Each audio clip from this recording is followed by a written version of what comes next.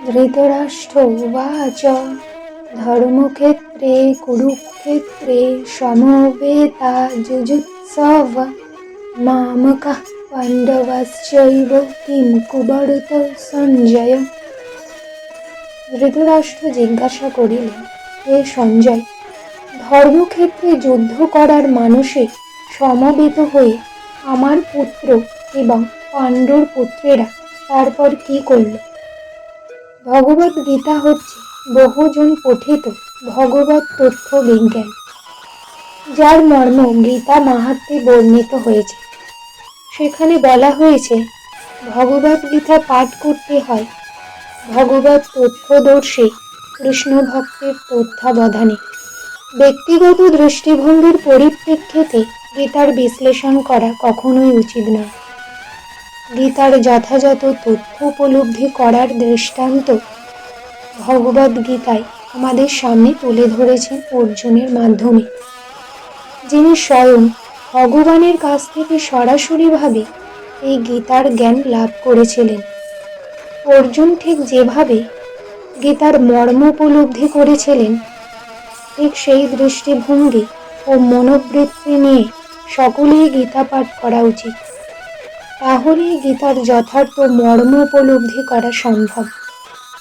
সৌভাগ্যবশত যদি কেউ গুরু পরম্পরা সূত্রে ভগবদ গীতার মন গড়া ব্যাখ্যা ব্যতীত যথাযথ অর্থ উপলব্ধি করতে পারেন, তবে তিনি সমস্ত বৈদিক জ্ঞান এবং পৃথিবীর সব রকমের শাস্ত্র জ্ঞান আয়ত্ত করতে সক্ষম হন।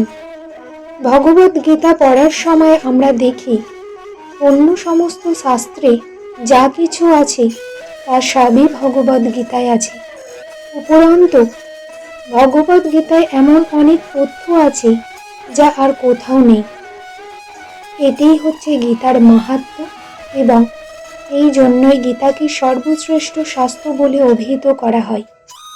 গীতা হচ্ছে পরম তথ্য দর্শন, কারণ পরমেশ্বর ভগবান শ্রীকৃষ্ণ নিজে এই জ্ঞান দান করে গেছেন।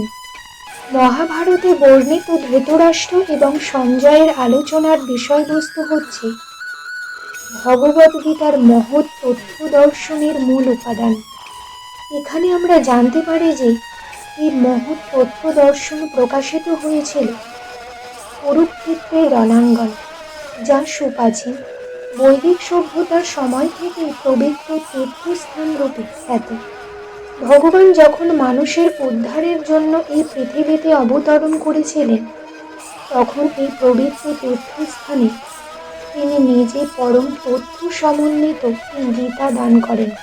এই শ্লোকে ধর্মক্ষেত্র শব্দটির অর্থ খুবই তাৎপর্যপূর্ণ, কারণ কুরুক্ষেত্রের যুদ্ধক্ষেত্রে ভগবান শ্রীকৃষ্ণ অর্জুন তথা পাণ্ডবদের পক্ষে ছিলেন।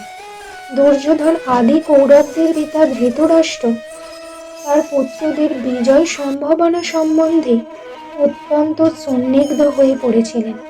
দ্বিধাগ্রস্ত চিত্তে তাই তিনি সঞ্জয়কে জিজ্ঞাসা করেছিলেন, আমার পুত্র এবং পাণ্ডুর পুত্রেরা তারপর কি করল? তিনি নিশ্চিন্ত ছিলেন যে তার পুত্র এবং পাণ্ডুর পুত্রেরা কুরুক্ষেত্রের বিস্তীর্ণ ভূমিতে যুদ্ধ করবার জন্য সমবেত হয়েছিলেন, কিন্তু তবুও তার অনুসন্ধানটি ছিল তাৎপর্যপূর্ণ।